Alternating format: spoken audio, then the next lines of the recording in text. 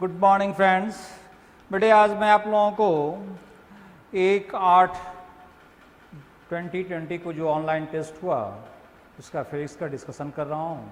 1 से 15 फिर 31 से 45। ठीक है बेटा, पहला क्वेश्चन जो है फर्स्ट क्वेश्चन कहता है body is release from A point distance r from the centre of earth. If r is the radius of earth and r is greater than r, then velocity of body at the time of striking the earth बताओ। एक बड़ी बेटा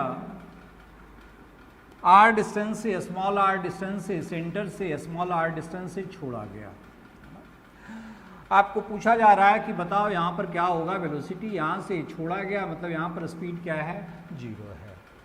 तो कहोगे कि sir कुछ नहीं हमें करना है, हमें कंजर्वेशन ऑफ मैकेनिकल एनर्जी लगा देना है। सर जितना मैकेनिकल एनर्जी यहाँ पर होना चाहिए उतना ही मैकेनिकल एनर्जी यहाँ पर होना चाहिए। बेटा यहाँ पर मैकेनिकल एनर्जी क्या, तो potential energy plus kinetic energy. Sir centre of earth से r डिस्टेंस पर हम पोटेंशियल एनर्जी कहते हैं -gmm/r।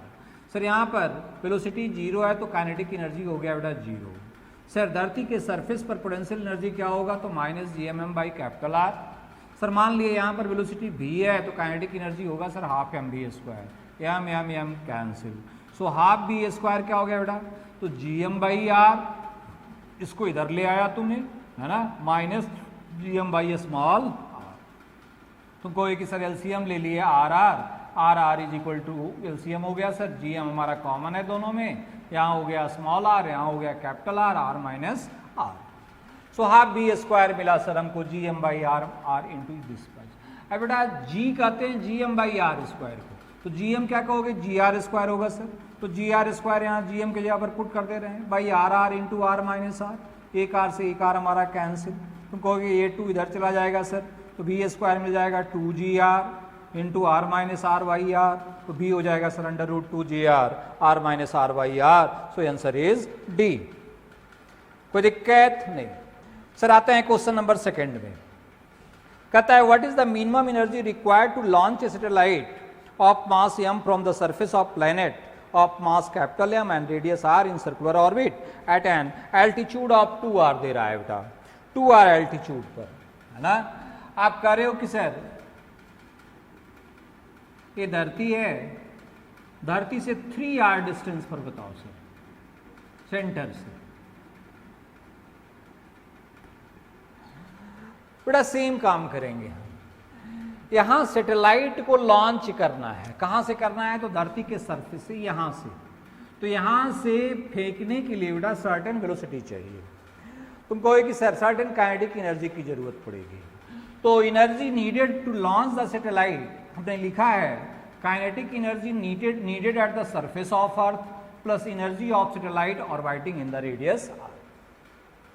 Sir kinetic energy needed at the surface of earth क्या होगा, तो बेटा जब मिनिमम काइनेटिक एनर्जी की बात करेंगे, है ना, कि कम से कम कितना काइनेटिक एनर्जी हमको चाहिए, तो आप कहोगे कि सर हमने स्केप वेलोसिटी पढ़ा है, स्केप वेलोसिटी v स्केप आपने पढ़ाया है सर √2gr। सर √2gr का मतलब हो गया 2g का मतलब gm/r² इंटू r, मतलब यह हो गया सर 2gm/r। तो स्केप वेलोसिटी, तो kinetic energy needed at the surface of earth to launch the satellite कम से कम हमको चाहिए 12m स्केप का स्क्वायर। अब चाहिए एनर्जी ऑफ सैटेलाइट, तो एनर्जी ऑफ सैटेलाइट कहेंगे क्या, 12m, ये ऑर्बिटल वेलोसिटी 12m v0 का square plus potential energy of satellite. आपको होगी सर यह हो जाएगा 12m इंटू v स्केप का स्क्वायर पुट कर दो sir 2gm/r plus 12m, v orbital होता है सर √gm/r, तो इसका स्क्वायर कर दो -gmm/r हो गया सर पोटेंशियल एनर्जी यहाँ से r डिस्टेंस पर सर। इस स्मॉल r का वैल्यू आप दे रहे हो 3r। ठीक है, अब बैठा दिए बेटा आप कैलकुलेट कर लिए, है ना। आपको कि sir gmm/r plus 12m gmm small r का वैल्यू 3r पुट कर दिए, 3r पुट कर दिए, एलसीएम ले लिए 6r हो गया, है ना। 6 यहाँ हो गया, यहाँ 1 हो गया, यहाँ -2 हो गया, 6 + 1 7 - 2 क्या मिलेगा बेटा 5gmm/6r। So answer will be A. Now come to the question number 3. Question number 3 में आपसे पूछा जा रहा है पेंडुलम ऑफ लेंथ 1 मीटर है, release from theta is equal to 60 degree, the rate of change of speed बताओ बेटा। तो rate of change of speed का मतलब हो गया टेंजेंशियल एक्सेलरेशन, है ना। वैसा एक्सेलरेशन जो केवल वेलोसिटी के मैग्नीट्यूड के कारण पैदा होता है, that is the tangential acceleration. Sir यहाँ पर फ्री बॉडी डायग्राम हम देखते हैं तो mg cos थीटा इधर काम करेगा, mg sin थीटा ही हमारा टेंजेंशियल फोर्स होगा। Sir t minus mg cos theta देगा सेंटीपिटल फोर्स, लेकिन mg sin थीटा क्या देगा बेटा, टेंजेंशियल फोर्स। और टेंजेंशियल फोर्स बराबर होना चाहिए मास इनटू टेंजेंशियल एक्सेलरेशन। सो यह होना चाहिए सर mg sin थीटा, तो mg sin थीटा या at बराबर हो गया सर g sin थीटा, है ना। mm कैंसिल हो गया, मतलब g/2, जी का वैल्यू कर रहे हो सर 10 लो, मतलब यह हो गया बेटा 5 मीटर पर second square. So answer will be B. कोई दिक्कत नहीं ना। Now come to the question number 4।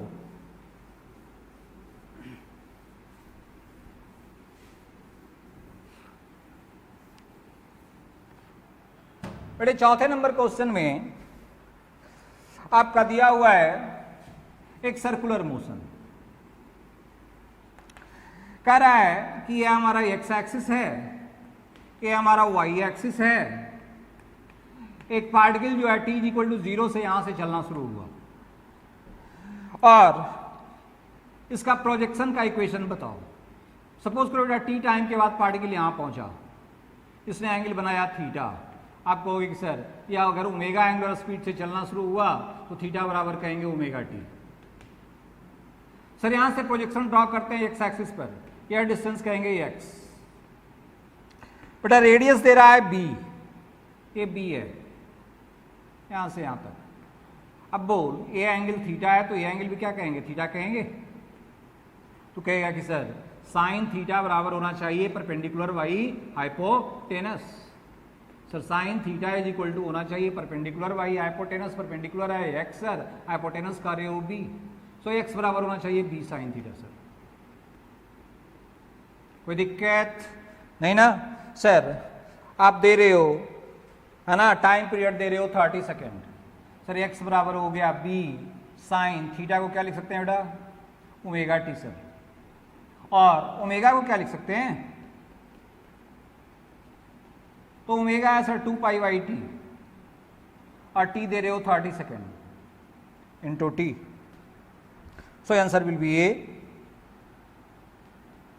कोई दिक्कत। Now come to the question number 5।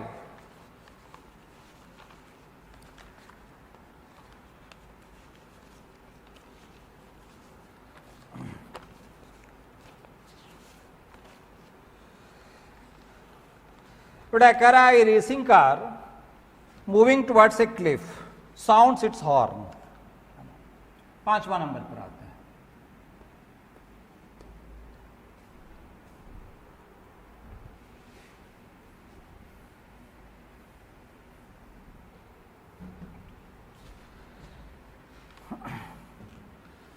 बेटे एक कार है, एक क्लिफ है।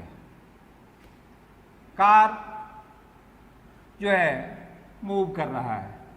मान लो कार का वेलोसिटी सोर्स इसने पैदा किया बेटा, या VC जो दे दो लिखो तुम, और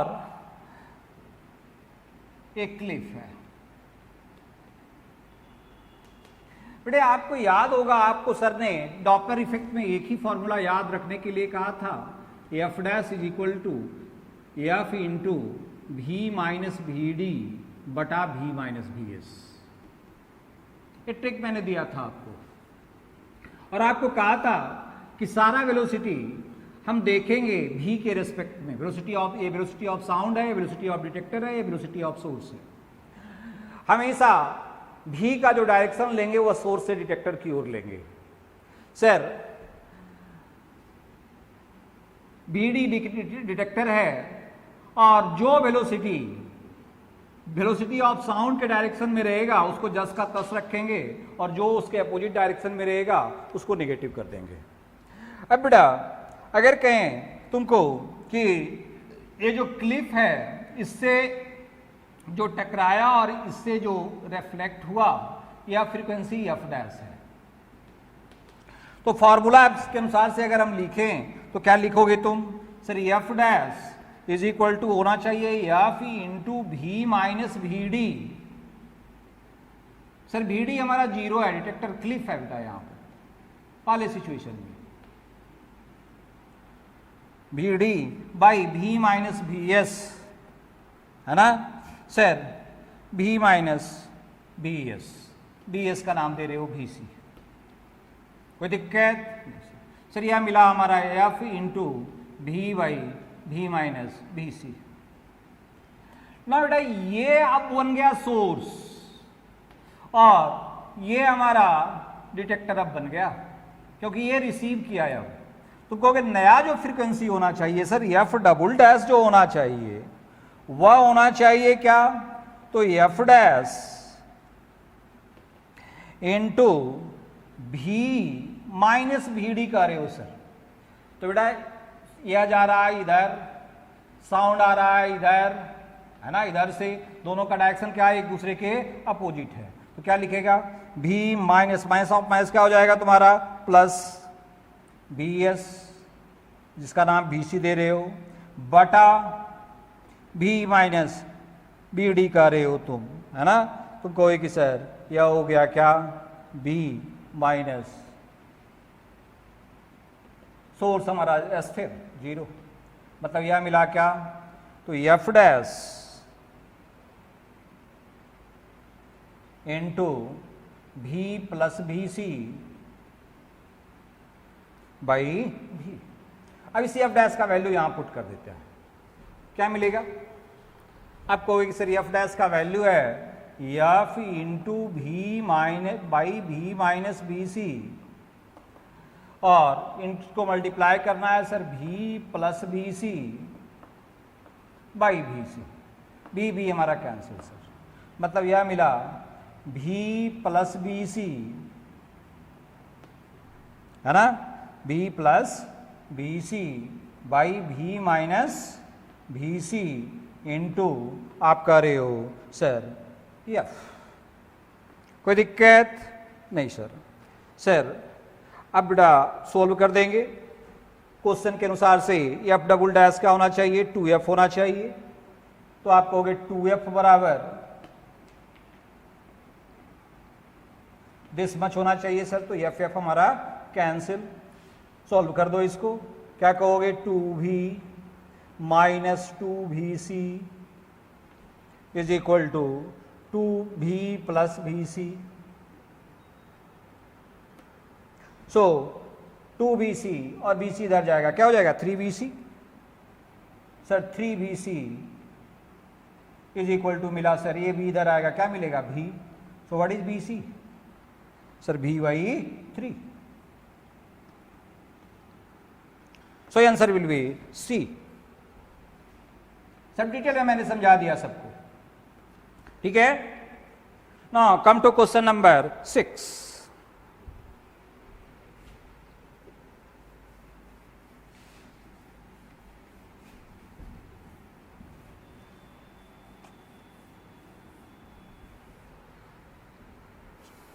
कहता है an engine approaches A hill with a constant speed. एक हिल को, ए हिल है, एक इंजन कांस्टेंट स्पीड से अप्रोच कर रहा है, इस डायरेक्शन में जा रहा है। सपोज करो इस पॉइंट पर, ए पॉइंट पर इसने हॉर्न बजाया, इंजन का स्पीड अगर भी का रहे हो बेटा, तो 5 सेकंड के बाद इसने या यहां पहुंचा और यहां पर इको सुना, यहां कह रहे हैं इको हार्ड।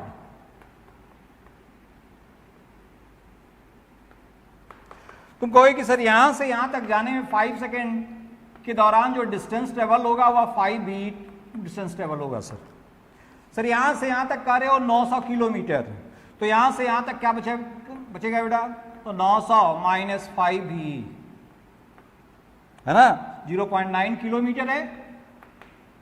अब साउंड कितना डिस्टेंस ट्रेवल किया, तो तुम कहोगे सर साउंड ने ट्रेवल किया यहां से लेकर के यहां तक 900 गया, प्लस 900 माइनस 5V गया, मतलब कितना गया डिस्टेंस बेटा, तो 900 जोड़ 900 माइनस 5V गया सर, और ये गया 5 सेकंड के दरमियान ही। तुम कहोगे कि सर यह होना चाहिए 5 इंटू वेलोसिटी ऑफ साउंड।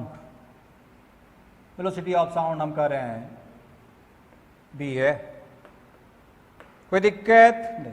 900 900 कितना हो जाएगा 1800। आप कहोगे 1800 माइनस 5v बराबर होना चाहिए sir 5v।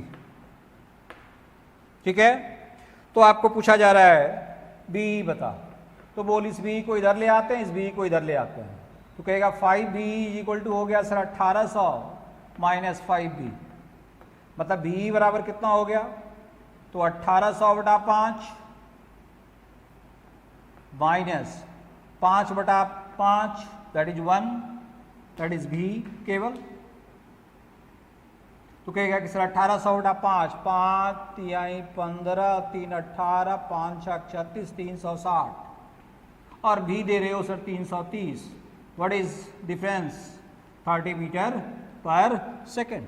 So speed of engine is 30 metres per second, but answer is D. So 6 number question का आंसर आपका D. Now come to question number 7।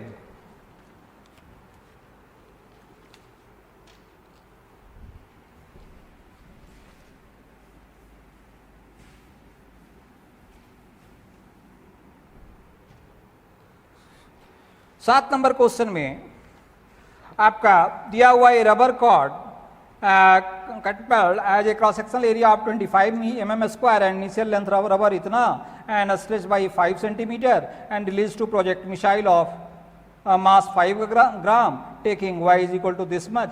तो आप बेटा कहोगे एनर्जी स्टोर्ड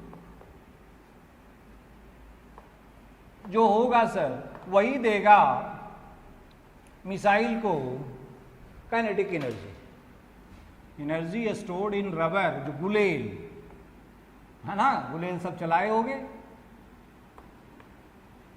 इन रबर। हम देते हैं कैसे बेटा, तो sir energy density into volume. Energy density कहते हो बेटा half into stress into strain. मैं थोड़ा सा समझा देता हूं तुमको।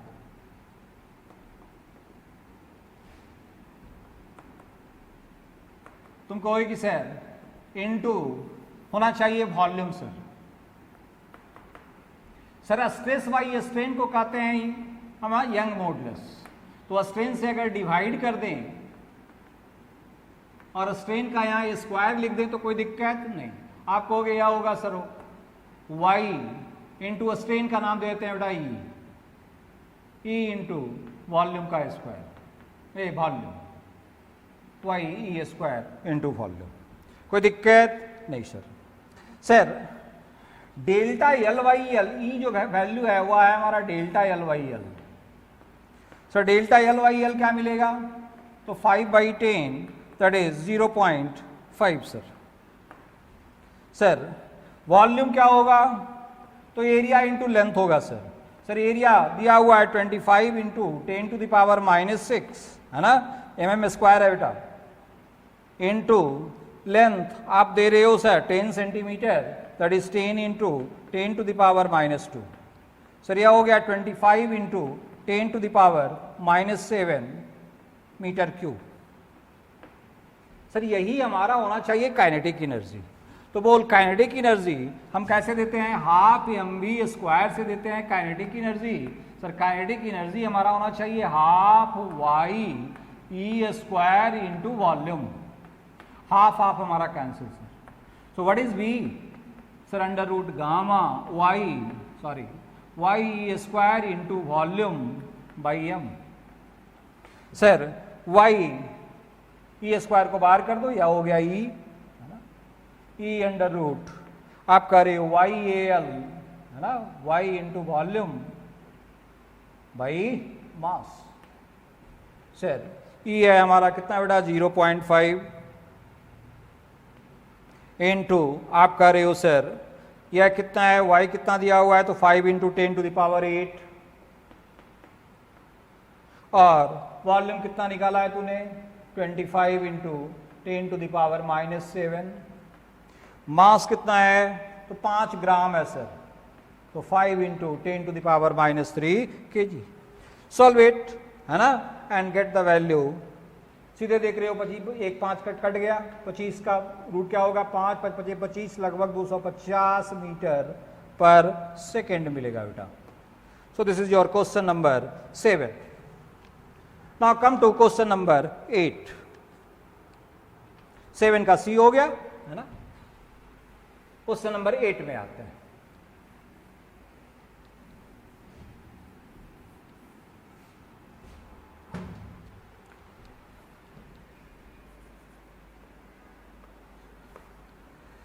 बेटे यहां विस्कस फोर्स दे रहा है केवी स्क्वायर के रूप में। तुम कहोगे कि सर हम बॉल का अगर फ्री बॉडी डायग्राम ड्रॉ करें तो रो1 बीजी है ना, mg वेट नीचे की ओर, m का मतलब डेंसिटी इनटू वॉल्यूम, रो1 बीजी डाउनवर्ड काम करना चाहिए सर बायंट फोर्स अपवर्ड काम करना चाहिए। बायंट फोर्स देते हैं बेटा रोयल बीजी से, रोयल दे रहे हो, लिक्विड का डेंसिटी दे रहे हो रो2 बीजी प्लस विस्कस फोर्स होना चाहिए सर केवी स्क्वायर। अब बता केवी स्क्वायर बराबर क्या कहेंगे, तो केवी स्क्वायर हो जाएगा सर रो1 माइनस रो2 इंटू वीजी हो जाएगा। सो व्हाट इज बी, क्या कहोगे, अंडर रूट रो1 माइनस रो2 इंटू भी इंटू जी बाई के। सो आंसर विल बी ए।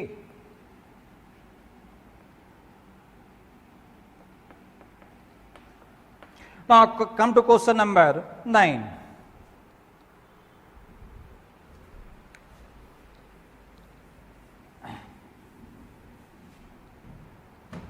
बड़े 9 नंबर क्वेश्चन में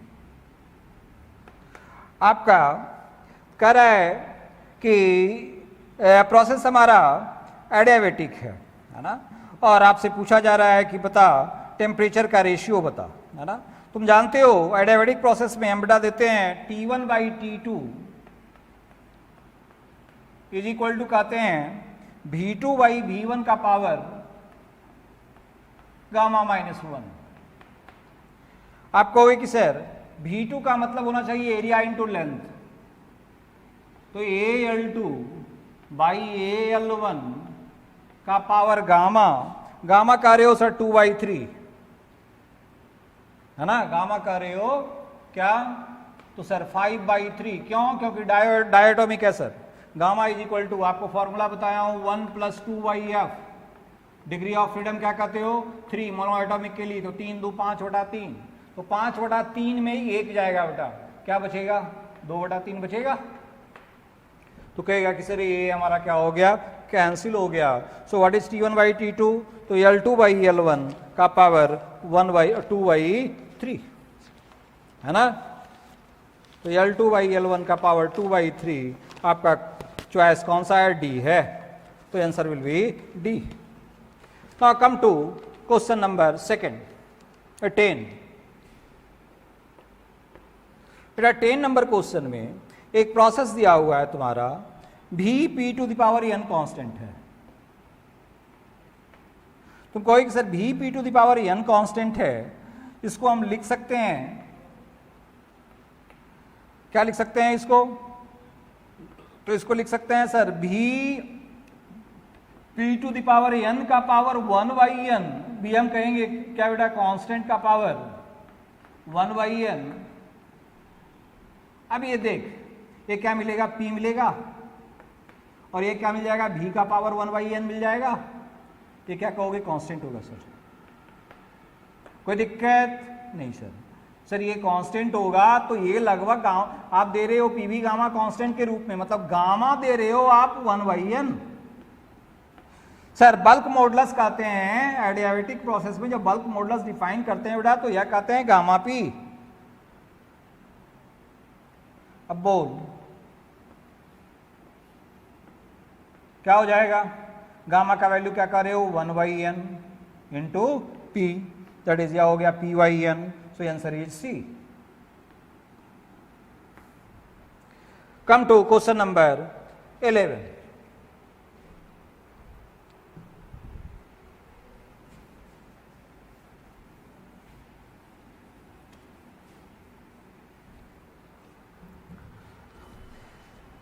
कहता है 11 नंबर में पीवी डायग्राम दिया हुआ है तुम्हारा, कहता है passing through a straight line. तो बेटा straight line passing through origin है, एक आ रहे हो पी है, एक आ रहे हो बी है। इसका मतलब सर ये स्लोप हमारा कांस्टेंट है, tan थीटा कांस्टेंट है, मतलब पी वाई भी स्लोप कांस्टेंट है, कांस्टेंट है। मतलब P1 बाई V1 हमारा क्या है बेटा, P2 बाई V2 है सर, ये कांस्टेंट है। अब बोल PV का पावर -1 हम कांस्टेंट कर सकते हैं कि नहीं कर सकते हैं? तुम कहोगे कि sir PV to the power gamma -1 constant कर सकते हैं, है ना। तो बता दे, अब तुम्हारा पूछा जा रहा है कि molar heat capacity of gas in this process बता, इस प्रोसेस में मोलर स्पेसिफिक हीट बता किसके बराबर होगा, है ना। Straight line passing through origin के रूप में आपको दे रहा है, तो तुम कैलकुलेट कर ले, है ना। तो कहेगा कि सर यह हमारा 3R के बराबर आ जाएगा। क्यों? क्योंकि सर अगर आप कहते हो वर्क डन, तो वर्क डन हमारा हो जाएगा क्या बेटा, PdV। समझोगे बात? सर PdV का मतलब हो गया, है ना, P को हम लिख रहे हैं कांस्टेंट के रूप में, तो कांस्टेंट, ठीक है, इंटू भी dV लिख सकते हैं कि नहीं। तो कहेगा कि सर ये अगर हम करेंगे तो यह हो जाएगा सर हमारा इनिशियल वॉल्यूम V1 था, फाइनल वॉल्यूम अगर हमारा V2 हो गया। समझने के लिए मैं थोड़ा सा बढ़ा दे रहा हूं तुमको। तुम कहोगे कि सर यह हो जाएगा V²/2, मतलब constant V2²/2 minus V1²/2।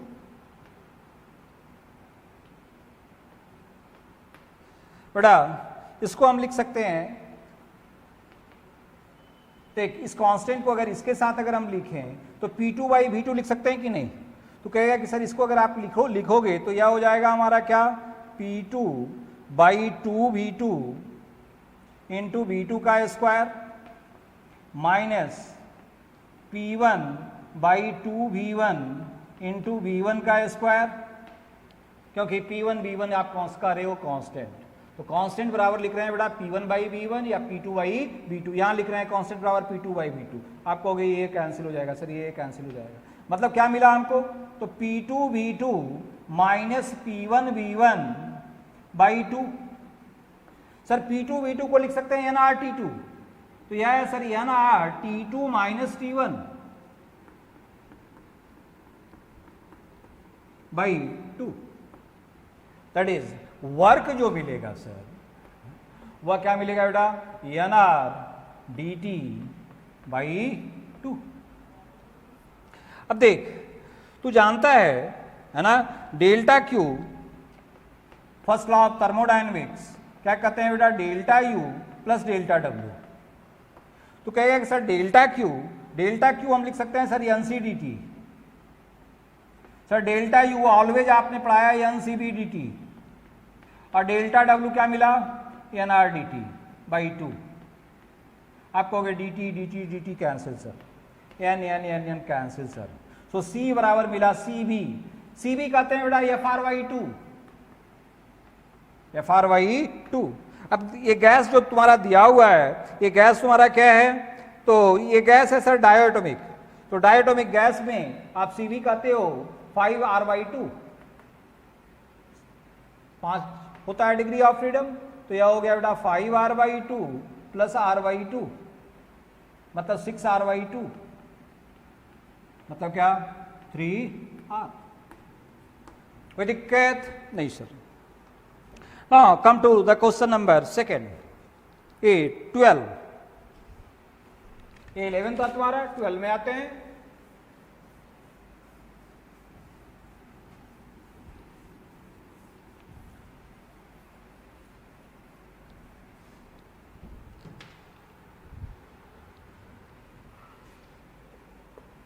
Number बेटा दे रहा है 1 kg ऑफ डायोटोमिक गैस, फिर डायोटोमिक गैस है, प्रेशर दिया हुआ है P = 8 × 10⁴ न्यूटन पर मीटर स्क्वायर। डेंसिटी दिया हुआ है बेटा है ना। तुम कहोगे सर डेंसिटी दिया हुआ है, प्रेशर दिया हुआ है, डेंसिटी दिया हुआ है कितना, तो 4 kg पर मीटर क्यूब। थर्मल मोशन के कारण आपका एनर्जी पूछा जा रहा है, तो बेटा थर्मल मोशन के कारण जो एनर्जी हम कहेंगे, है ना, वह क्या कहेंगे, तो डायटोमिक के लिए कहते हैं के इज इक्वल टू, है ना, NF/RT/2, सबको याद होगा। इंटरनल एनर्जी किस रूप में देते हैं, NF/RT/2 के रूप में, काइनेटिक थ्योरी में मैंने बताया था। तुम कहोगे कि सर यह ना यहां हमारा क्या है, ये हमारा नहीं, F हमारा क्या है, तो 5s है, सॉरी F हमारा क्या है, 5 है, तो यह क्या हो जाएगा बोल, 5nRT/2 होगा कि नहीं। अब nRT को हम PV लिख सकते हैं कि नहीं, तो यह हो गया 5/2 इंटू PV। कोई दिक्कत नहीं सर, प्रेशर पता है बेटा, वॉल्यूम हम निकाल लेंगे, है ना, क्योंकि डेंसिटी हमको पता है, मास हमको पता है। तुमको कहोगे सर 5/2 इंटू प्रेशर दिया हुआ है तुम्हारा 8 इंटू 10⁴, और वॉल्यूम होना चाहिए क्या, तो डेंसिटी कहते हैं मास बाई वॉल्यूम, तो वॉल्यूम किसको कहेंगे, तो मास बाई डेंसिटी। मास का रहे हो 1 kg और डेंसिटी दे रहे हो सर 4 इंटू 10⁴ 4 kg पर मीटर क्यूब, सीधे दे रहे हो। काट दो, 4 2 8, 2 2 कैंसिल, क्या मिलेगा, सीधे 5 into 10⁴। So answer is B. Come to question number 13। बेटे आपने वीएन्स डिस्प्लेसमेंट लॉ पढ़ा होगा, lambda m into T is equal to कहते हो बी, जहां बी को कहते हैं वीएन्स कांस्टेंट। तो कोई कि सर इसके अनुसार से अगर हम देखें तो हमारा λ2 बाई λ1 होना चाहिए सर क्या, तो यह होना चाहिए T1/T2, इनवर्सली प्रोपोर्शनल है सर। सर T1/T2 होना चाहिए, यह वैल्यू दे रहे हो 3/2, तो λ2 क्या हो जाएगा, तो 3/2 इंटू 4000, है ना, that is 6000 angstrom sir. Answer sir, answer is B. ठीक है, now come to question number 14।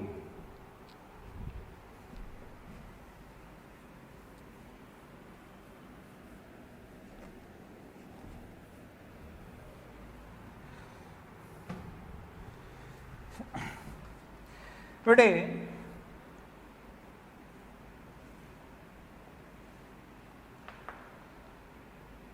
यहां का ये अलग मटेरियल है, इसका दे रहा है तुम्हारा थर्मल कंडक्टिविटी K और इसका दे रहा है 2K, यह डिस्टेंस है x और यह डिस्टेंस है 4x। सर आपने थर्मल रेजिस्टेंस पढ़ाया था R बराबर L/K, पढ़ाया था ना सर। इसका रेजिस्टेंस अगर आप R1 कहते हो, इसका अगर R2 कहते हो, तो R1 और R2 सीरीज में होगा सर। यहां ये T2 है, ये हमारा T1 है, यहां पर का टेम्परेचर, तो बेटा R1 R2 सीरीज में होगा, तो R बराबर कहेंगे R1 प्लस R2। अब बोल व्हाट इज R1, तो R1 होना चाहिए सर XY के, क्योंकि लेंथ x है सर। R2 क्या होना चाहिए बेटा, तो सर R2 होना चाहिए 4x/2 के, सर यह हो गया 2K, एलसीएम ले लिए,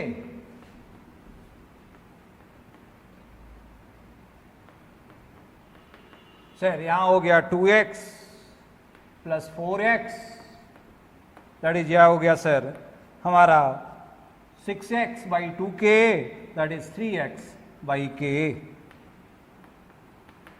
सर I का नाम यहां क्यों है, rate of flow of heat होना चाहिए delta theta. Delta theta sir हो गया T2 माइनस T1, तो T2 माइनस T1/R होना चाहिए sir, rate of flow of heat.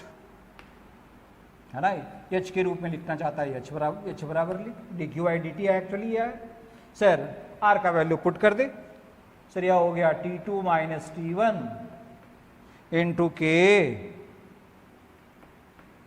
By 3x, है ना।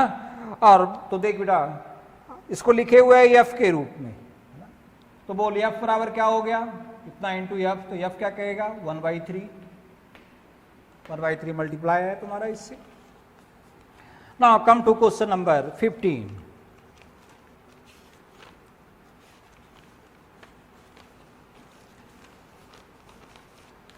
नंबर क्वेश्चन में आपका कह रहा है ए इनकम्प्रेसिबल लिक्विड है बेटा, तुम कहोगे sir area of cross section P2 बड़ा है P1 से, तो कहता है A1 और A2 बता, तो बेटा P1 बर्नौलीज थ्योरम कहता है P1 plus half rho B1 का स्क्वायर प्लस रो GH 1, है ना, सेम हाइट रहेगा तो रो GH दोनों तरफ सेम कहोगे, इधर मिटा रहा हूं,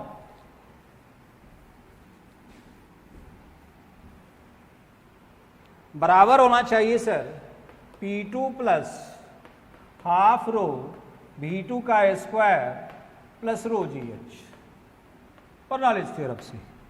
potential energy per unit volume, kinetic energy per unit volume and pressure energy per unit volume is always constant, rho GH cancel उठा, तो बोल तू कहेगा क्या कि sir P2 minus P1,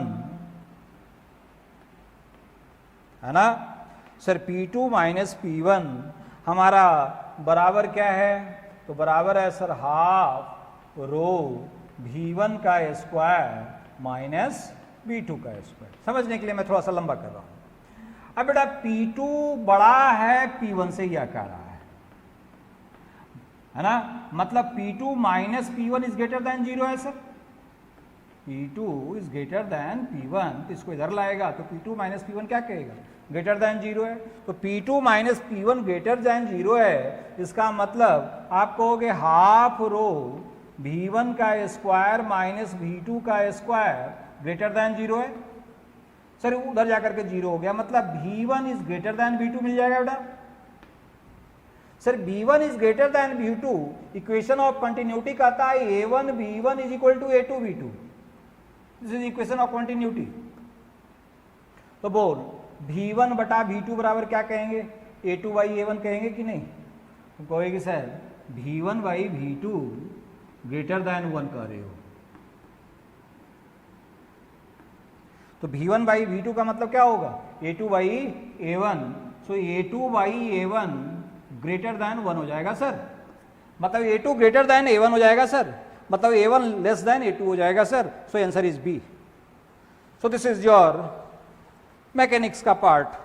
17 question number 16, इसमें लिखा है इंडक्टर R2 और ये R1 और EMF के साथ सर्किट है।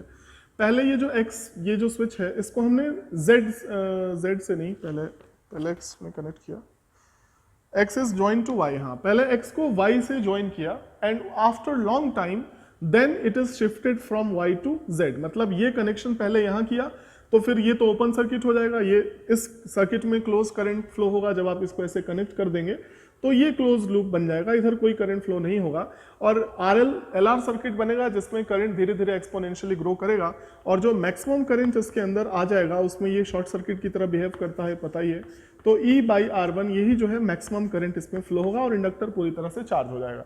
जब आप इसको डिस्कनेक्ट कर देंगे, डिस्कनेक्ट करने के बाद आप इसको यहाँ पे कनेक्ट करेंगे तो जो सेम करंट इसमें फ्लो हो रहा था वो अब इस रेजिस्टर के थ्रू डिस्चार्ज होना शुरू होगा, मतलब अब वो हीट के फॉर्म में एनर्जी निकलने लगेगी। तो energy stored in the inductor, यहाँ कनेक्ट करने से पहले जब ये कंप्लीटली चार्ज हो गया था तब ये था हाफ LI स्क्वायर, ऐसा होना चाहिए, I की वैल्यू यहाँ सब्स्टिट्यूट कर देते हैं, तो LE square divided by 2R1 square, ये तो एनर्जी स्टोर्ड है, और energy stored in the inductor is equal to energy dissipated in the form of heat, तो हीट जो है वो भी एनर्जी के ही बराबर होगा, क्योंकि जितनी एनर्जी स्टोर करेगा कंप्लीटली डिस्चार्ज होने के बाद उतनी एनर्जी R2 को हीट के फॉर्म में ट्रांसफर कर देगा, तो वो यही वाली एनर्जी होगी, तो ये हमें मिला LE square divided by 2R1, तो यही ऑप्शन हम ऑप्ट कर लेंगे। 17 नंबर क्वेश्चन में हमसे कहा गया है कि एक लॉन्ग सोलेनॉइड है जिसका सेल्फ इंडक्टेंस L है और रेजिस्टेंस R है, इसे दो इक्वल पार्ट्स में हमने डिवाइड कर दिया और दोनों इक्वल हाफ्स को हमने वापस से पैरेलल में कनेक्ट कर दिया। तो जब हम इक्वल पार्ट में डिवाइड करेंगे तो जो इंडक्टेंस होगा वो L/2 हो जाएगा और रेजिस्टेंस R/2। तो ये फर्स्ट हाफ हो गया, वो ऐसा ही सेकेंड हाफ होगा। अब इन दोनों को हमने पैरेलल में कनेक्ट कर दिया, तो पैरेलल में कनेक्ट करने के बाद इंडक्टेंस जो है वो L/2 ऐसा ही लिखा है शायद ये, which are then joined in parallel। तो ये जो इंडक्टेंस है L/2 और L/2, इनका जो पैरेलल कॉम्बिनेशन होगा वो क्या हो जाएगा L/4। तो इंडक्टेंस तो L/4 हो गया और R/2 और R/2 का जो पैरेलल कॉम्बिनेशन होगा वो R/4 हो जाएगा। तो हमने रेजिस्टर बना लिया R/4। अब क्वेश्चन में हमसे कहा गया है कि टाइम कांस्टेंट बताओ सर्किट का, इस कॉम्बिनेशन का टाइम कांस्टेंट। तो L/4/R/4 होना चाहिए। तो टाइम कांस्टेंट हमने लिखा L/4 डिवाइडेड बाई R/4। तो फाइनली 4 एलिमिनेट हो गया और L/R, ये हमें आंसर पता चल गया। LC ऑसिलेशन में हमें पता है कि मैक्सिमम करंट जो है I मैक्सिमम वो होता है Q ओमेगा, और LC ऑसिलेशन के लिए ओमेगा की वैल्यू क्या होती है 1/√LC। तो Q 1/√LC, तो Q/√LC ये मैक्सिमम करंट हो गया। यही पूछा गया था क्वेश्चन में। क्वेश्चन नंबर 19 में हमें लिखा है कि एक चोक कॉइल है जिसको इंडक्टर और रेजिस्टर की हेल्प से बनाया गया है, और उसके बाद अगर हम इंडक्टर की जगह पे कैपेसिटर यूज कर लेते हैं तो फिर कैपेसिटेंस कितना होना चाहिए। तो डिटेल्स हैं सारी क्वेश्चंस में आपके पास हैं ही अवेलेबल। तो इसके लिए जब इंडक्टर और कैपेसिटर सेम कैसे बिहेव कर सकते हैं या उनका फंक्शन सेम कब होगा, जब एक्सएल जो है वो एक्सी के इक्वल हो, ऐसे ऑपरेशन होना चाहिए। अब हम क्या करेंगे, एक्सएल के लिए ओमेगा एल और एक्सी के लिए 1/ओमेगा_c इसका यूज करेंगे। तो हमें बताना है c, तो कैपेसिटेंस हो जाएगा 1/ ये ओमेगा डिनोमिनेटर में आएगा ओमेगा²L, और ओमेगा की वैल्यू आपको है ही 1, वैल्यू पुट कर दो। तो 1/L जो है वो 2 है और ये ओमेगा है 100√10 का स्क्वायर, तो इसको सॉल्व करके आ जाएगा 5 माइक्रोफैरड। ये आंसर हो जाएगा। क्वेश्चन नंबर 20 में लिखा है कि there are n identical cells out of which small n number of cells are connected in reverse polarity in series combination. तो ईएमएफ क्या होना चाहिए, जैसे नेट ईएमएफ की अगर हम बात करें तो capital N-N, total number of cells कितने हैं कैपिटल N, और उसमें से small n number of cells reverse polarity के हैं। तो जो रिमेनिंग सेल्स हैं वो कितने हो जाएंगे capital N minus small n। इनकी पोलैरिटी सेम है तो इसको हमने पॉजिटिव ले लिया, और जो small n number of cells हैं जिनकी पोलैरिटी रिवर्स है तो उसको हमने -n इंटू ई कर दिया। अब इसको सिंप्लीफाई कर लो, ई कॉमन हो जाएगा, n-2n इंटू ई। ये तो हमें नेट ईएमएफ मिल गया। और इंटरनल रेजिस्टेंस अगर हम जानना चाहते हैं तो उसका तो पोलैरिटी से कोई लेना देना है नहीं, total number of cells multiplied by internal resistance of 1। तो ये नेट ईएमएफ हो जाएगा और ये इंटरनल रेजिस्टेंस हो जाएगा। नोट कर लो इसे। क्वेश्चन नंबर जो 21 है वो 20 जैसा ही है, उसमें सिर्फ एक ही सेल रिवर्स पोलैरिटी का है। तो जो नेट ईएमएफ होना चाहिए जिस अभी हमने लिखा n-2n इंटू ई, ये होता है। अब small n is equal to 1 है क्योंकि एक ही सेल रिवर्स पोलैरिटी का है। तो जो नेट ईएमएफ हमें मिलने वाला है वो हमें मिलेगा n-2 मल्टीप्लाइड बाई ई, और जो रेजिस्टेंस है वो तो पूरा n पे ही डिपेंडेंट होगा, तो n इंटू आर कर दिया। अब सर्किट में करंट कितना फ्लो होगा तो वो जानना अगर आप चाहते हैं तो I इज इक्वल टू होता है E बाई आर, तो n-2 multiplied by E divided by n into small R, ये हमें मिल गया। अब किसी भी एक सेल के क्रॉस हमें पोटेंशियल बताना है, लेकिन उस सेल के क्रॉस नहीं बताना है जो कि रिवर्स पोलैरिटी में है। जो रिमेनिंग n-1 सेल्स में से किसी भी एक सेल के क्रॉस पोटेंशियल बताना है, तो हमें पता है कि किसी भी सेल के क्रॉस जो पोटेंशियल होता है वो होता है E माइनस आई आर, ये पता होना चाहिए फॉर्मूला। तो E माइनस आई की जगह पर ये वैल्यू पुट कर दो तो हमें ये R कैंसिल हो जाएगा, n-2 divided by n into e ऐसा मिलेगा। E हम इसमें से कॉमन कर सकते हैं, तो E कॉमन करेंगे तो n minus capital N plus 2 divided by n into e ऐसा मिलेगा। अब ये कैंसिल हो गया, बचा कौन 2E, 2e divided by n, यही हमें एक सेल के क्रॉस पोटेंशियल मिल जाएगा, यही पूछा गया था। क्वेश्चन नंबर 22 में हमारे पास एक इनफिनिट स्ट्रेट लाइन चार्ज है having linear charge density lambda, there are 2 points at a distance a and small b। इनको हमने नाम दे दिया, ये b हो गया, ये a हो गया, यहाँ से यहाँ तक a डिस्टेंस है, यहाँ से यहाँ तक b है। हमें इनके बीच में पोटेंशियल डिफरेंस बताना है। तो पोटेंशियल डिफरेंस का फॉर्मूला क्या होता है, हमें पता है v final minus v initial is equal to negative of the work done by electric field. यही हम काम करते हैं। और इलेक्ट्रिक फील्ड का वर्क डन क्या होता है, integration of electric field with respect to dr, कहाँ से कहाँ तक, फ्रॉम a टू b, तो a से b तक हम कर देंगे। और इलेक्ट्रिक फील्ड का formula lambda upon 2 pi epsilon naught r, यहाँ पे सब्स्टिट्यूट कर दो, तो lambda upon 2 pi epsilon naught और integration 1 upon r with respect to r from a to b। ये तो हम एग्जैक्ट पोटेंशियल निकाल सकते हैं। वैसे हमें सिर्फ पोटेंशियल डिफरेंस किसके प्रोपोर्शनल है ये पूछा गया है, तो 1 अपॉन r का ये सब इग्नोर कर दो, हमें बताना है लॉग के टर्म्स में। तो ये 1 अपॉन r जो है वो ln r हो जाएगा, और इसके बाद हम इसमें a और b सब्स्टिट्यूट करेंगे, तो log b minus log a हमें क्या मिलेगा, ln b divided by a। तो ये हमें पोटेंशियल डिफरेंस मिल जाएगा। क्वेश्चन नंबर 23 में कहा गया कि capacitor is charge to a potential v। एक कैपेसिटर है, इसको v पोटेंशियल, तो हमने मान लिया कि इसको चार्ज इस पे प्लस क्यू नॉट है, इस पे माइनस क्यू नॉट है, तो पोटेंशियल क्या होना चाहिए इसका, क्यू नॉट बाई सी।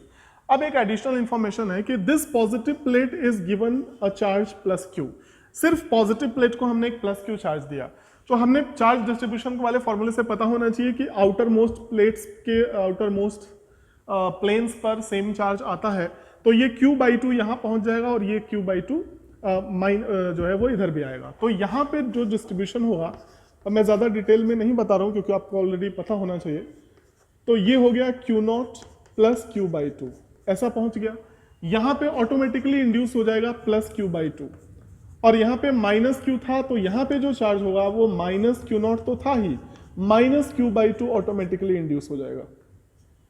तो इतना ही नेगेटिव यहाँ पे हो गया, तो ये पॉजिटिव हो गया चार्ज और ये नेगेटिव हो गया। इसके लिए चार्ज कैसे हुआ वो कॉन्सेप्ट पता होना चाहिए चार्ज डिस्ट्रीब्यूशन का। अब जो नया पोटेंशियल v' होना चाहिए वो क्या होना चाहिए, अब जो कैपेसिटर पे चार्ज माना जाएगा वो q प्लस q/2 माना जाएगा डिवाइडेड बाई c। अब हम इसको लिख सकते हैं q0 by C plus q/2c, और यहाँ से q0 बाई सी को हम v एज यूजुअल पहले वाला यूज कर लेंगे और प्लस q/2c रहेगा, तो ये वाला ऑप्शन हम ऑप्ट कर लेंगे। This is no potential. Question number 24 में है, एक सॉलिड स्फीयर है जिसका रेडियस r है और through out the volume q charge distributed है यूनिफॉर्मली, तो सेंटर का जो पोटेंशियल होता है वो 3/2 kq/r होता है, ये पता होना चाहिए। क्वेश्चन में बस ये पूछा गया कि at what distance from the surface electric potential is half the potential at the centre. तो हमने यहाँ से d डिस्टेंस पर एक पॉइंट a लिया और इस a पॉइंट का पोटेंशियल सेंटर के पोटेंशियल का हाफ होना चाहिए। तो वो कंडीशन क्या है, ये d की वैल्यू r के टर्म्स में बतानी है। तो v एट a हमें पता है कि kq/r होता है। r मतलब कौन सा, सेंटर से यहाँ तक का distance, capital R plus d, तो कैपिटल R प्लस d कर दिया, इक्वल्स टू 1/2 और पोटेंशियल 3/2 kq/r, ये हमने यहाँ से यूज कर लिया। अब हम थोड़ा सा इसको 4r is equal to 3r plus 3d कर देते हैं और यहाँ से d की वैल्यू निकाल लेते हैं, तो ये हमें r/3 मिल जाएगा, ये डिस्टेंस। क्वेश्चन नंबर 25 में एक स्फेयर है, क्या है ये, स्फेयर S, जो कि ऑलरेडी एक प्लेटफॉर्म पे प्योर रोलिंग मोशन में है, जबकि वो प्लेटफॉर्म हिंज्ड, मतलब प्लेटफॉर्म फिक्स किया गया है किसी पिन से। क्वेश्चन में ये पूछा गया कि पिन हटा लेंगे तो क्या फर्क पड़ जाएगा। तो देखो, पिन हम हटाएं या ना हटाएं, जब प्योर रोलिंग मोशन में है तो प्लेटफॉर्म और स्फेयर के बीच में कोई रिलेटिव स्लिपिंग नहीं हो रही है। जब कोई रिलेटिव स्लिपिंग नहीं हो रही है तो प्लेटफॉर्म चाहे फिक्स्ड हो या फ्री हो, दोनों के बीच में फ्रिक्शनल फोर्स की वैल्यू क्या होगी, 0। इसलिए फिक्स्ड रहे या फ्री रहे प्लेटफॉर्म, स्फेयर के मोशन पे फर्क नहीं पड़ेगा और प्लेटफॉर्म भी रेस्ट पे बना रहेगा, इसलिए there will be no change in the motion of S and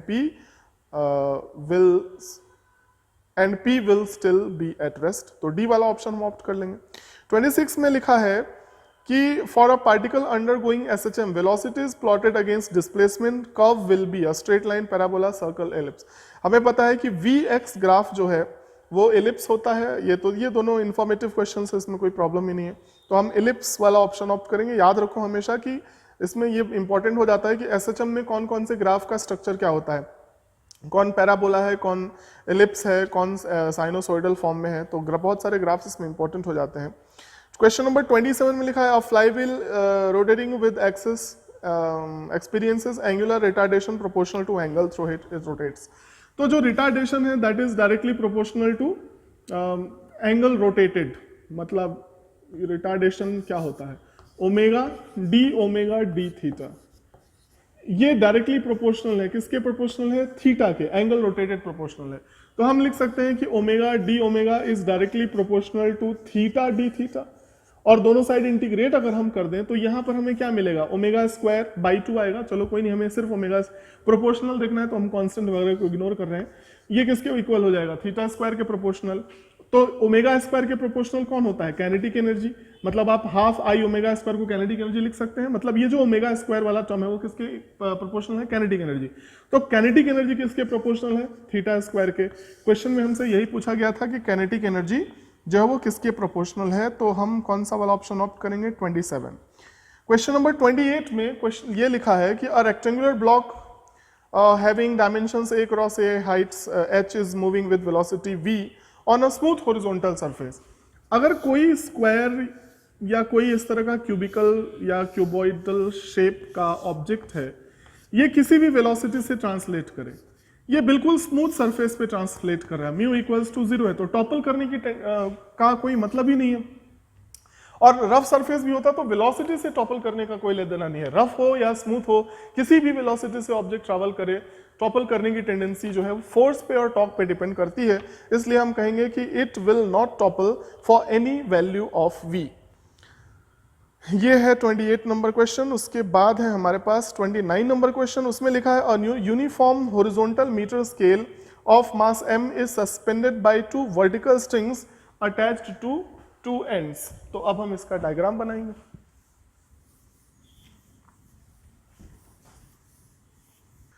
question में हमारे पास एक मीटर स्केल है जिसका मास है m, तो डेफिनेटली इसके सेंटर ऑफ मास पर मीटर स्केल का वेट डाउनवर्ड डायरेक्शन में mg अप्लाई कर देंगे। एक एडिशनल पॉइंट मास है जो यहाँ से 75 सेंटीमीटर दैट इज सेंटर से 1/4 मीटर के डिस्टेंस पर अटैच्ड है, तो इसका भी वेट 2 mg हम डाउनवर्ड डायरेक्शन में लगा देंगे।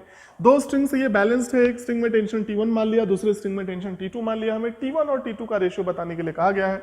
तो हम A पॉइंट के अबाउट अगर हम टॉर्क ले लें तो T1 का टॉर्क तो वैसे ही 0 हो जाएगा, हमें T2 की वैल्यू मिल जाएगी। तो देखो A पॉइंट के अबाउट T2 का जो टॉर्क है U इस तरह से है एंटी क्लॉकवाइज, और mg और 2mg दोनों के टॉर्क क्लॉकवाइज हैं। तो हम कहेंगे कि T2 मल्टीप्लाइड बाई 1 मीटर, यहाँ से वहां तक का डिस्टेंस, ये टॉर्क और इन दोनों का जो ऑपोजिट टॉर्क है ये बैलेंस हो रहा है, तो इनके टॉर्क हो जाएंगे mg into 1/2 plus mg 2mg multiplied by 1/4।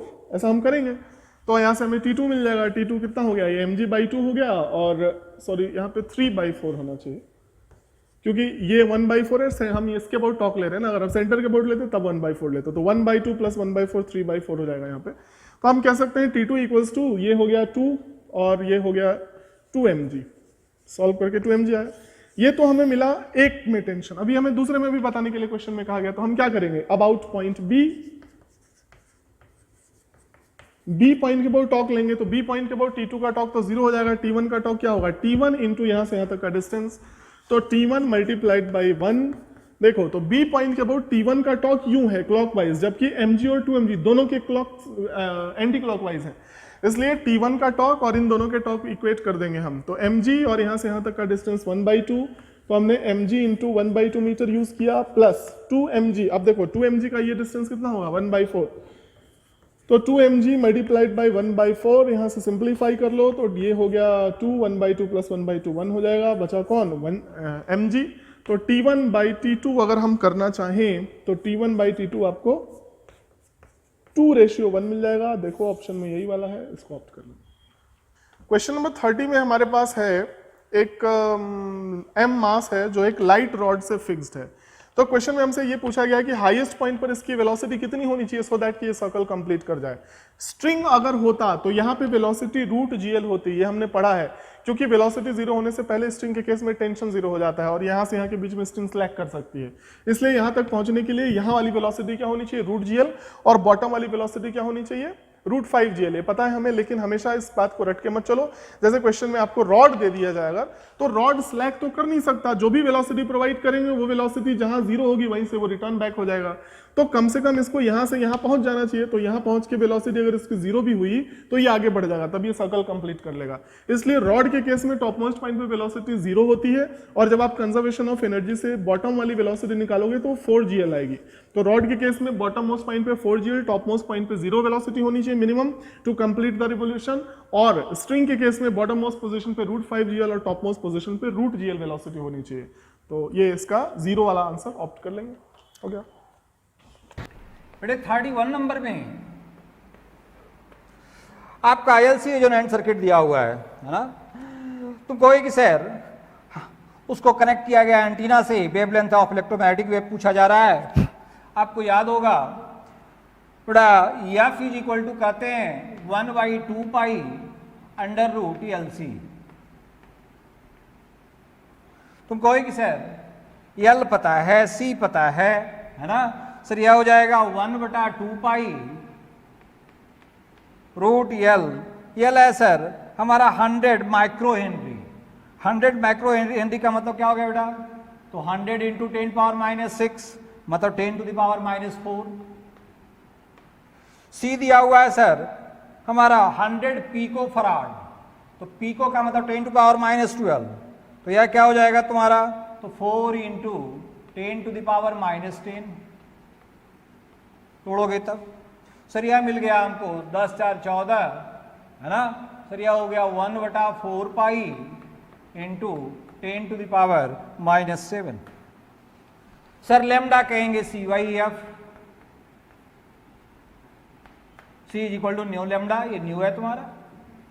Sir C जानते हैं 3 इंटू 10⁸ बाई आप F कह रहे हो सर, तो F है बेटा 1/4 पाई, तो यह चला जाएगा ऊपर 4 पाई इंटू 10⁻⁻7। सर यह मिल गया 120 पाई, 120 इंटू 3.14। सर 12 चौक 48 की 8 बाकी 4, 12 और 4 16 की 6 बाकी 1 और 12 तिहाई 36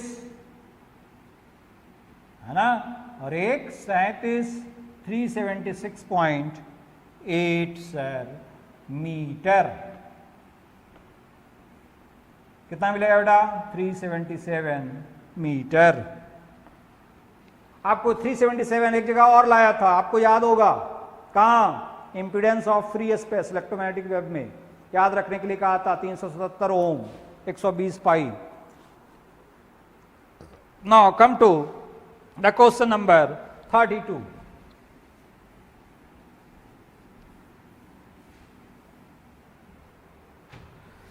बेटा 32 तो जस्ट सिंपल क्वेश्चन है, कहता है the average value of electric energy density in electromagnetic wave बता, है ना। तो आपको मैंने बताया था एनर्जी डेंसिटी हम देते हैं, यू देते हैं इलेक्ट्रिक फील्ड के कारण भी और मैग्नेटिक फील्ड के कारण भी, 1/4 पाई ∗ E नॉट का स्क्वायर प्लस B नॉट का स्क्वायर बाई 4 म्यू नॉट। ये दोनों वैल्यू बराबर होता है तो हमको आता है 1/2 E नॉट का स्क्वायर। आपको केवल इलेक्ट्रिक फील्ड के कारण पूछा जा रहा है, तो केवल इलेक्ट्रिक फील्ड के कारण आंसर क्या कहोगे, डी होगा सर, है ना, value of electric energy density. Now come to question number 33। The maximum kinetic energy of photoelectron varies with frequency of incident radiation। Photoelectric effect में मैंने 6 ग्राफ दिया था, इंपॉर्टेंट ग्राफ, सबको याद रखने के लिए कहा था कि Ke max linearly varies with frequency। Graph will be this frequency is called threshold frequency, this is work function phi। Slope लोगे तो तुम्हारा क्या आएगा, प्लैंक कांस्टेंट के बराबर, सो आंसर विल बी डी।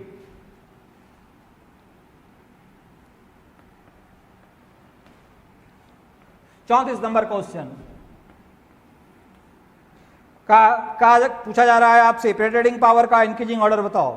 तो सबसे ज्यादा पेनेट्रेटिंग पावर किसका, जिसका सबसे ज्यादा एनर्जी गामा रे का, है ना।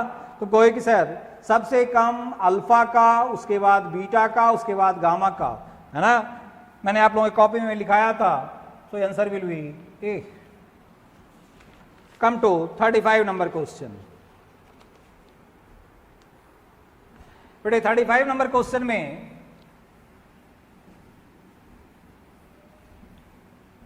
आपसे पूछा जा रहा है कि बता कौन सा ग्राफ स्ट्रेट लाइन होगा। सबको मोस्ले लॉ याद होगा।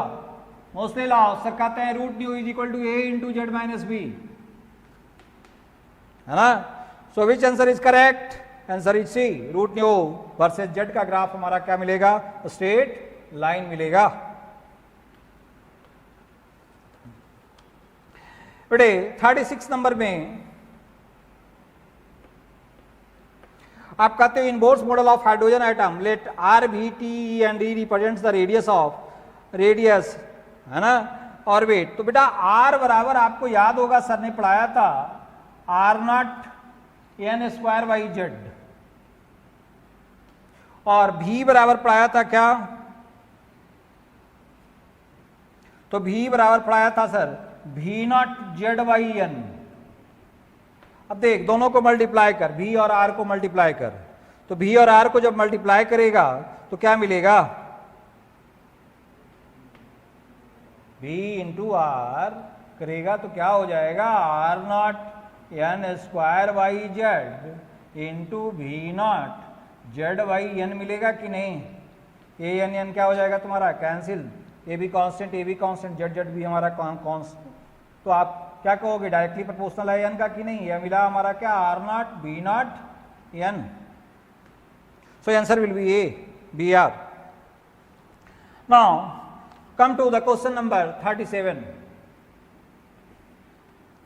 The function of moderator of a nuclear reactor. बेटा मॉडरेटर का काम है फास्ट जो न्यूट्रॉन निकल रहे हैं उसको स्लो करना। सो कंसेप्चुअल क्वेश्चन है, answer will be D, slow down fast neutrons to have greater probability for nuclear fission to occur। 37 का D। 38 कहता है आउटपुट हमारा 1 चाहिए। बेटा ये और गेट है, और गेट का आउटपुट है ना, और एक तुम्हारा C है, या A है, ये B है, ये C है। इस दोनों को तूने फिट कर दिया है एंड गेट में। तो कहेगा कि सर एंड गेट हमारा क्या देगा? तो एंड गेट देगा ए प्लस बी इंटू सी। आउटपुट होना चाहिए सर। सर आप कह रहे हो वाई 1 मिले, तो देख पहला कॉलम में आप कह रहे हो 0 plus 1 into 0 is equal to क्या मिलेगा? 0। पहला चॉइस होगा? नहीं सर, हमको चाहिए 1 प्लस 0, है ना, इंटू आप कह रहे हो 0, क्या मिलेगा? 0। सर 1 प्लस 0 इंटू 1 क्या मिलेगा? 1 सर। ये हमारा ए नंबर, ये हमारा बी नंबर, ये हमारा सी नंबर। सर 1 ही चाहिए, सी इज करेक्ट। डी मिलेगा बेटा? नहीं। क्यों? क्योंकि 1 प्लस 1 इंटू 0 है सर, क्या मिलेगा? 0। सर हमको चाहिए 1, तो what is output? 1। Choice number C. Now come to question number 39।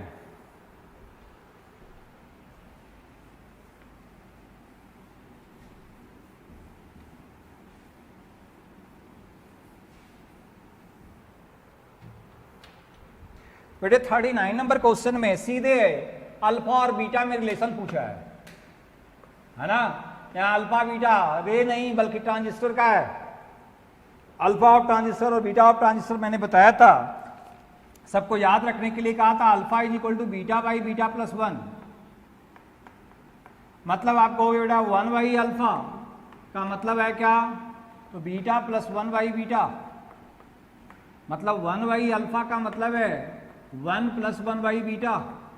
So 1 by alpha minus 1 by beta is equal to 1 है सर। सो है ना, आपसे पूछा जा रहा है कि बता 1 by alpha minus 1 by beta क्या है? So answer A. बेटे now come to 40 number question. कहता है एक कन्वेक्स मिरर है, इस कन्वेक्स मिरर के 50 सेंटीमीटर डिस्टेंस पर एक ऑब्जेक्ट रखा गया। एक ऑब्जेक्ट है यहां से बेटा 50 सेंटीमीटर के डिस्टेंस पर। एक प्लेन मिरर को रखा गया है, यहां से आपका 20 सेंटीमीटर की डिस्टेंस, ये 30 सेंटीमीटर ऑब्जेक्ट से है। ऑब्वियसली यह कहोगे 20 सेंटीमीटर होगा सर। बेटा प्लेन मिरर उतना ही डिस्टेंस पर इमेज बनाएगा जितना डिस्टेंस पर ऑब्जेक्ट है। तो प्लेन मिरर से ऑब्जेक्ट का डिस्टेंस हो गया 30 सेंटीमीटर, तो आप कहोगे यहां से इमेज का भी डिस्टेंस होना चाहिए 30 सेंटीमीटर। सर ये है 20, तो यहां से यहां तक क्या बचा बेटा 10 सेंटीमीटर। बेटा क्वेश्चन में लिखा हुआ है there is no parallax between the images formed by the two mirrors. कोई पैरेलैक्स नहीं है, मतलब जहां कन्वेक्स मिरर इमेज फॉर्म करता है वहीं कनकेव मिरर फॉर्म करता है। इसका इतना ही मतलब हुआ। तुम कहोगे दोनों के द्वारा इमेज जो है सर एक पॉइंट पर कॉन्साइड हो रहा है। सर हम इसके लिए लगा देते हैं मिरर के लिए मिरर फॉर्मूला क्या है बेटा? Mirror formula 1/b plus 1/u is equal to 1/f। Sir v का रहे हो आप 10 सेंटीमीटर, u का रहे हो -50 is equal to 1/f sir. So f हो गया सर 50/4। सर आप रेडियस ऑफ कर्वेचर पूछ रहे हो, सर r होना चाहिए 2f।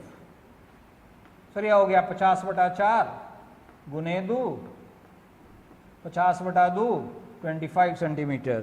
So answer will be 25 centimetre. So answer is D sir 25 centimetre. Now come to question number 41। कहता है एक concave mirror has radius of curvature 1 meter. Light from distant star incident on the mirror. The distance of image of a star from the mirror बताओ। तो बेटा जब object बहुत दूर रहता है तो इमेज कहां बनता है? तो उसके फोकस पर बनता है। नहीं, तुम कहोगे सर इमेज उसके फोकस पर बनता है तो या खुद आप कह रहे हो क्या होना चाहिए? तो r/2 होना चाहिए सर। तो r दे रहे हो 1 मीटर, तो 1/2 बराबर कितना मीटर मिलेगा बेटा? 0.5 metre. So answer will be A, है ना? केवल घुमाने के लिए दिया है तुमको सब बात। सर क्वेश्चन नंबर ये था तुम्हारा 41। Come to 42। कहता है screen is placed 90 centimetre from an object, है ना? डिस्प्लेसमेंट मेथड पर फिर फॉर्मूला पर मैंने क्वेश्चन पूछ दिया है। सर एफ के लिए फॉर्मूला आपने दिया था d² - x²/4d। सर डी दे रहे हो 90, 90 का स्क्वायर -20 का स्क्वायर बाई 4 इंटू 90। कैलकुलेट कर ले बेटा। 110 a² - b² a + b into a - b by 4 into 90। तो कहेगा कि सर यह हो गया हमारा कितना? तो 2 दूना 4, 55 दूना 110, है ना? 0 0 कैंसिल, 55 गुने 7 385 बाई 18, 18 दूना 36 और 2 38, 18 यहाँ 1 मरते हैं, 18 चौक 72, 21.4 सेंटीमीटर के लगभग sir. So answer will be B sir. कोई दिक्कत नहीं सर। बेटे come to the question number 43।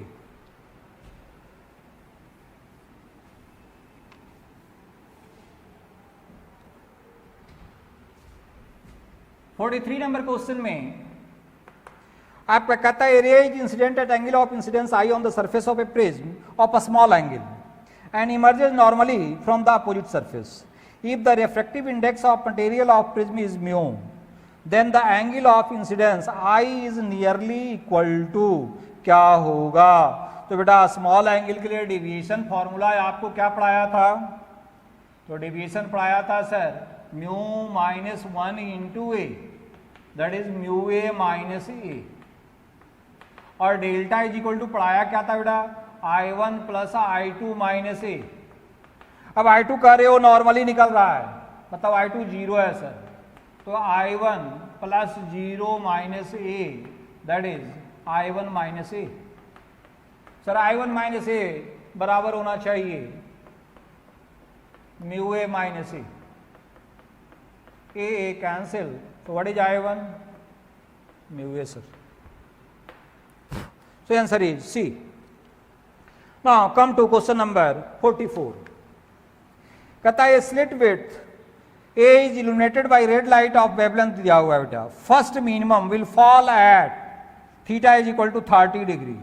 तो बेटा फर्स्ट मिनिमम सर के लिए पाथ डिफरेंस डिफ्रैक्शन है d sin theta is equal to होना चाहिए लेमडा सर। सर d का नाम दे रहे हो या a, तो ये लिख देते हैं a sin theta is equal to lambda. Sir theta दे रहे हो 30 degree, sin 30 is equal to lambda. sin 30 का वैल्यू जानते हो बेटा कितना, 1/2 is equal to lambda. So what is the value of a, 2 lambda. So 2 lambda का मतलब 2 इंटू 6500 एंगस्ट्रम का रहे बेटा 10 to the power minus 10 है ना सर। यह मिलेगा 1.3 into 10 to the power minus 6 that is 1.3 micrometre. So answer will be C. Now come to question number 45. बेटे 45 नंबर क्वेश्चन में क्रिटिकल एंगल दे रहा है तुम्हारा साइन वर्स 3/5। तू जानता है क्रिटिकल एंगल हम देते हैं कैसे, तो क्रिटिकल एंगल देते हो सर साइन थीटा सिखाते हो साइन इनवर्स 1/μ, और 1/μ के जगह पर आप लिख रहे हो 3/5। तो बेटा म्यू कितना है, तो म्यू है sir 5/3। Sir angle of polarisation पूछ रहे हो, ब्रेविस्टर लॉ क्या कहता है सर tan थीटा पी क्या होना चाहिए, म्यू होना चाहिए। मतलब थीटा पी क्या होना चाहिए, तो tan इनवर्स म्यू होना चाहिए, मतलब tan इनवर्स 5/3 होना चाहिए सर। तो tan इनवर्स 5/3, तो आंसर इज बी। क्लियर है ना, क्या कहोगे, बी नंबर सर। तो 45 कर दी, तो सारे क्वेश्चंस मैंने कर दिया, बी। ठीक है, ओके बेटा, रहने देता हूं। Thank you to all.